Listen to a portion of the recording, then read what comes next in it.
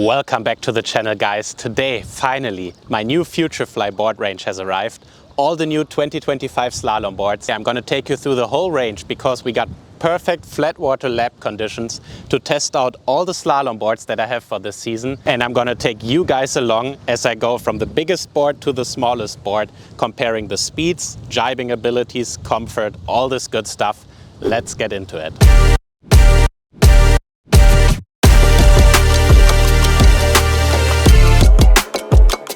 This spot is basically as good as it gets when you want like lab conditions, perfect flat water. The reason for this is that this whole area that you see behind me has like a thick mud like on the bottom of the lake. And above that there's only like 30 or 40 centimeters of like water without mud, which makes the water super flat. This right behind me is actually where I sailed the German lake speed record of over 40 knots on average back in 2020.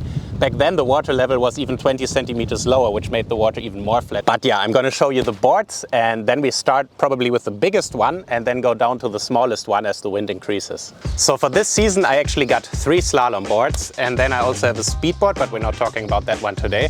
So my big board for this season, I decided to go with a big board again, obviously, with a 132, which I didn't have the previous years. And yeah, I already did a video back in January that I ordered this board again. And that downsizing was a mistake because the last 2 years I was basically only foiling in this light wind conditions. But there are certain conditions where I'm just loving to be on the big board. I was already sailing it last year at the World Slalom Championship, the IFCA. We got it in blue this year. We're gonna probably pair it with a 44 fin and 8.6 for the first session of the day.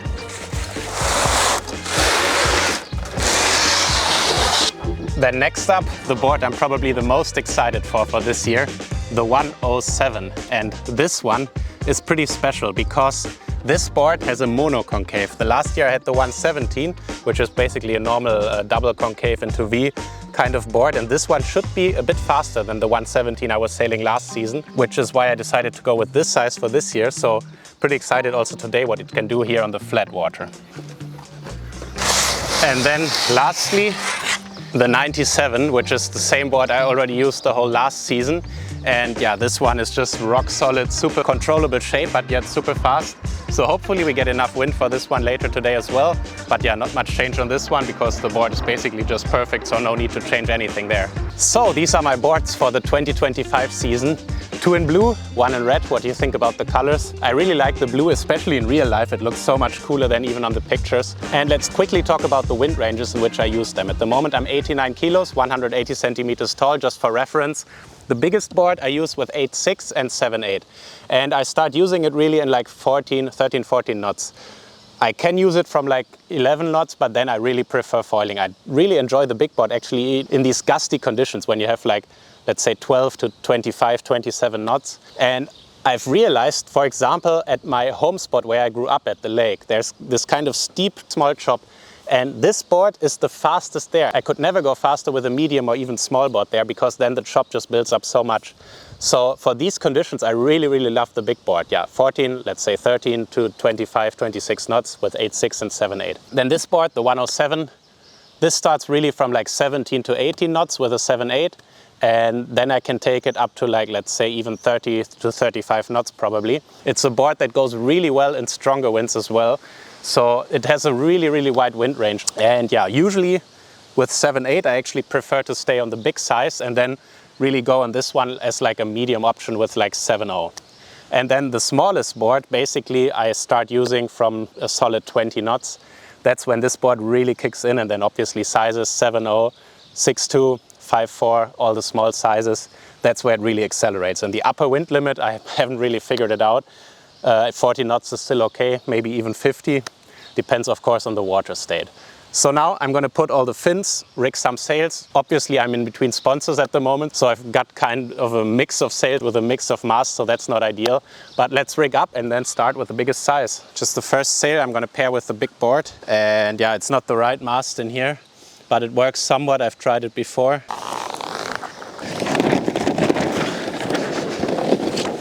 All right, 8.6, 132, 44 fin. This is the first setup. The wind is already looking quite strong and will only pick up from here, so I better get going. The goal is to go on a few really fast runs, get the good gust, and see how fast the setup is going. And then also to do a good drive, possibly an Alpha 500, which is the ranking for driving and speed surfing, to also see how the drive performance is. And then, yeah, work my way from the biggest setup down. It's not the easiest spot to get in and out of. A bit risky for your gear here.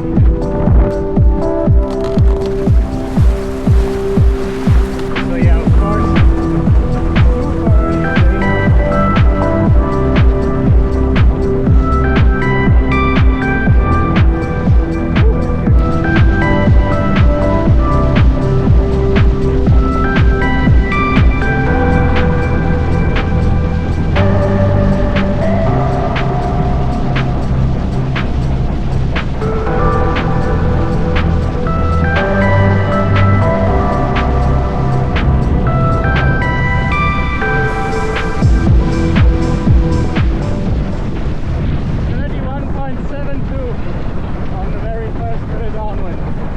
So for this first session there was already quite a bit of wind, especially since I was on an 8.6.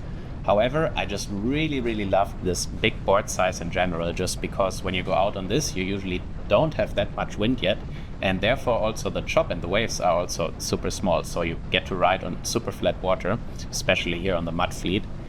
As for the Futurefly 132, I've obviously sailed this board already last season a fair bit, even if I didn't own one myself yet.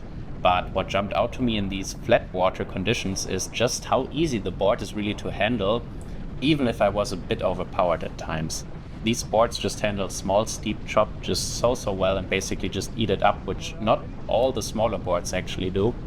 And what also jumped out to me was how tight I can actually jibe the board, which for a free session like this obviously is maybe not super important, but if I'm thinking about doing a slalom race, this becomes super important, because if I'm able to make a super tight turn, this gives me the option to go on the inside, and yeah, it gives me just more strategic opportunities, so to say. So this is super nice to have. I think people have also a bit of a misconception in general that these big boards are difficult to jibe, but I actually think that they are the easiest boards to successfully jibe fully planing, just because it's easier to hold your balance on the board and keep your weight centered, because the board is so wide. So yeah, I was out for a solid 40 minutes trying to push the speed and the Alpha 500 jibe in speed, and the Alpha 500, which is basically the jibe speed. So you have 500 meters that have to include one jibe, and you have to land within 50 meters of your starting point, which is just so that you don't go just fully downwind, do a jibe, go fully downwind again, and then it's basically more about a speed run.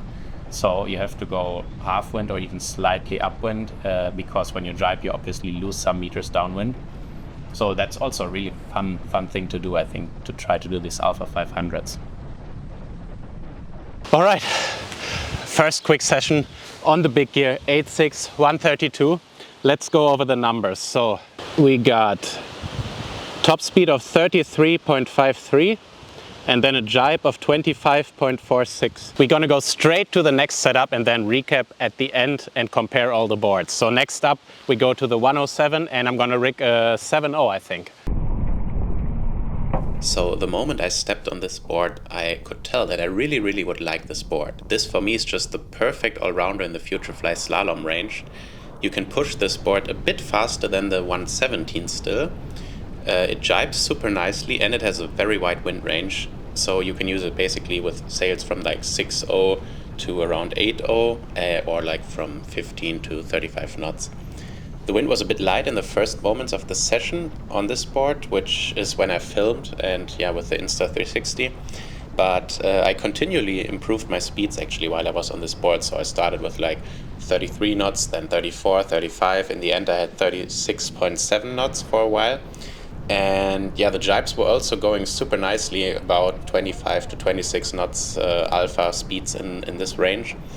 Unfortunately, the wind only really kind of kicked in towards the end of the session on this board, when the camera battery was already dead. So I was out on the 107, and then all of a sudden the wind just turned nuclear. I did a run right over here, and before I was hitting 34, 35, then 36 knots, then I had 37 knots, and then right here before the beach, right here before the pier, I had the super gust, and actually 39.2 knots on the 107. It's an amazing board, but more in the recap. But then what happened is that I was coming so close to this pier here, and I was going at 39 knots, so that's like, I don't know, 20 meters per second, and I couldn't stop anymore. I really never had this in a very long time, so I had to let go at 39 knots and just kind of everything collapsed. But luckily neither the board nor the sail is broken, which is super fortunate. And then the wind turned even stronger, so my dad handed me over the 97. We made a quick switch.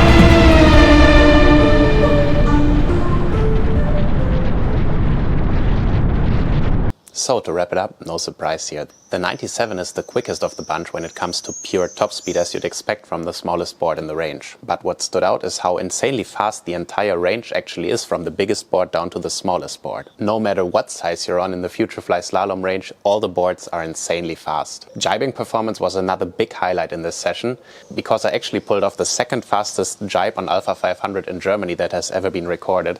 And yeah, that was on the 97. That was pretty cool, but actually the whole range was going really well in the jibes. I had like 25 to 26 knots on all the different boards. So the boards are not just fast and pure top speed, but they give you good control and confidence throughout the turns as well, and are super smooth in the jibe. What I always notice on the Futureflies is that you can use quite powerful fins on these boards. For example, the 107, I was on a 39 centimeter fin, which is quite big for this board, and that was actually just because I didn't have any smaller fin with me for that day. And I would recommend like a 37 centimeter fin, but using this big fin, I could see that also the 107, it really likes a powerful fin. So yeah, since I had this super gust, I think if I'd been on a smaller fin like a 36 or 37 on the 107, this also of course would push the speed even more. And I think it's possible to do 40 knots on the 107 as well, which would have been really cool, but that's for another day. And lastly, of course, the build quality on Futurefly just really stands out, because the cool thing is, if you order a board from Futurefly, it has exactly the same measurements like my boards. And I know this doesn't sound like the flashiest feature, but in fact it is super important, because then you actually know what you're getting, and the boards are not just, every board is a little bit different, you know. So if you guys got curious about the boards now, of course a little plug here at the end, as I'm also selling these Futurefly boards. So if you have any questions about the boards, or are actually interested in a board and want a good deal, just send me a message to my email at contact@nils-bach.com, and I'm happy to answer all your questions over there. Thanks for watching. Don't forget to subscribe, like the video, and I'll see you in the next one.